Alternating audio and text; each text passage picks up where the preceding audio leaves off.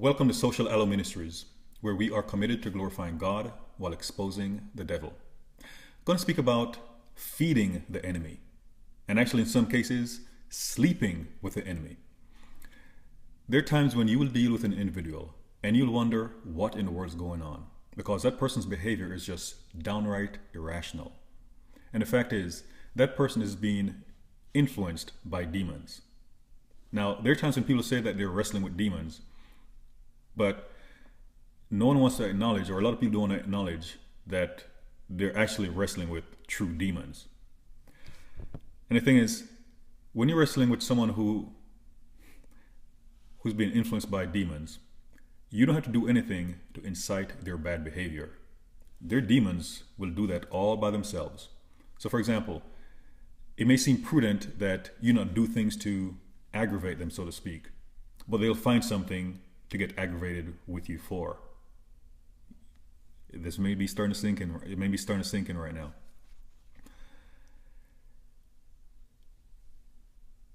And if you do something in a sense to try to bridge the gap, to make peace, they'll make war.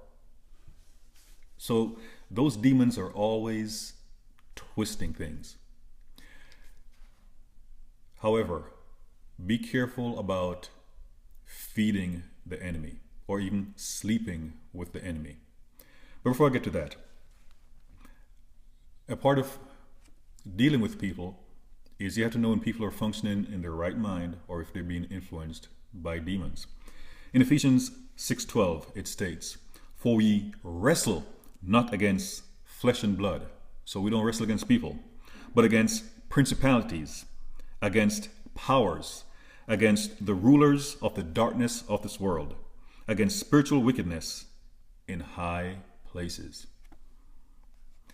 Some people, they're not aware that they're being influenced by demons, and others are, because they've sold themselves to the devil willingly.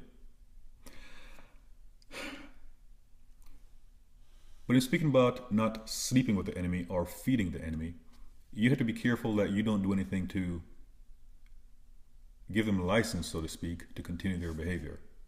For example, it was a demonic decision for Leah to follow her father, as mentioned in Genesis 29, when Jacob made an agreement with Laban to marry his younger daughter, Rachel, a woman that he loved.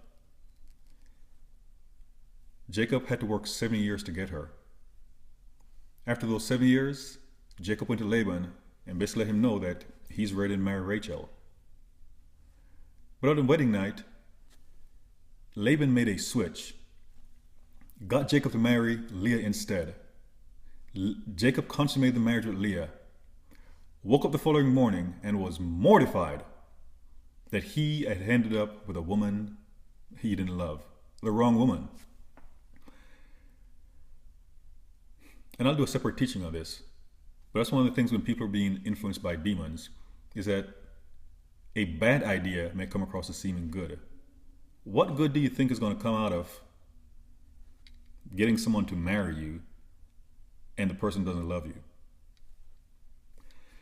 But look in Genesis 29 through 34 more details. One of the things is, Jacob slept with Leah the first night. He didn't know it. However, Leah went on to have 7 children for Jacob, which meant even though Jacob hated Leah, he had sex with her at least 7 more times after that first time. I can let you know, if I had ended up in a situation like Jacob and I mistakenly slept with someone the first night, if that thing didn't end in a divorce, and it would be a quick divorce, if it didn't end up in a divorce, I would not sleep with that person ever again. But every time Jacob had sex with Leah, it was giving her hope. It was giving her hope that he would fall in love with her, that he would cleave to her. And there are many people in relationships, they're giving up things with the hope that that person will cleave to him or her, and it is not working. It only ends up in further heartbreak. A person who's being demonically influenced they also behave irrationally. And with that irrational behavior, they will get information to show them the truth, but they will filter out the truth that sheds a negative light on the situation and just look at things to feed their perspective. So, for example, Leah and Jacob. Leah knew that Jacob hated her, but she still tried to get his love. She also knew that Jacob loved her sister Rachel. And without getting too graphic, just imagine that every time Jacob was with Leah, it was just sex. In her mind, regardless how it went, she may be thinking that they made love. But for Jacob, it was just sex. And he may have tried to get things done as quickly as possible to get it over with. But with Leah, or with Rachel, he may have spent all night in her tent. People may have heard noises from the outside as if they're making love. And then after that, maybe they were giggling, laughing. And Rachel, or correction, Leah, she probably saw those things and knew that Jacob was in love with her sister Rachel. And it just didn't sink in that Jacob would probably go into her tent, get it over with as quickly as possible, and then leave. But maybe with Rachel, maybe he spent all night in her tent, caressing her. Because making love to a person is just what happens during the act, so to speak. It's also before and especially after. It's what happens afterwards that verifies that a person is making love. Because there are people who say and do things in the act of coitus, and afterwards their actions do not reflect the things they said or did in the act. And some of you can relate.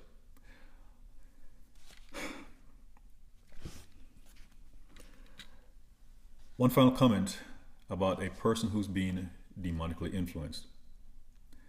A person who's being demonically influenced, they can say the devil made them do it.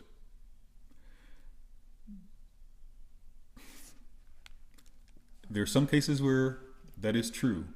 In others, the devil simply inspired them to do something, and they're the ones who took action. And when you look in Genesis 3, the devil inspired Eve to break the Lord's command by eating from the tree of the knowledge of good and evil. He enticed her, he seduced her, and she fell for it. However, when the Lord approached them, and Adam blamed Eve, and Eve blamed the serpent, the Lord held each of them accountable for their actions.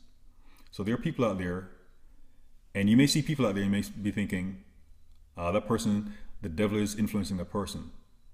But that person still has to pay the price. Still has to pay the price. But it comes back. Do not feed the enemy. Yes, a person who's being demonically influenced, you don't have to do anything to drive that person's behavior. But at the same token, do not give that person justification to keep doing what he or she is doing. And I gave the example with Jacob. Jacob was sending mixed messages to Leah. He hated her, but he was still sleeping with her. Cut the enemy off. Cut off the enemy's supply.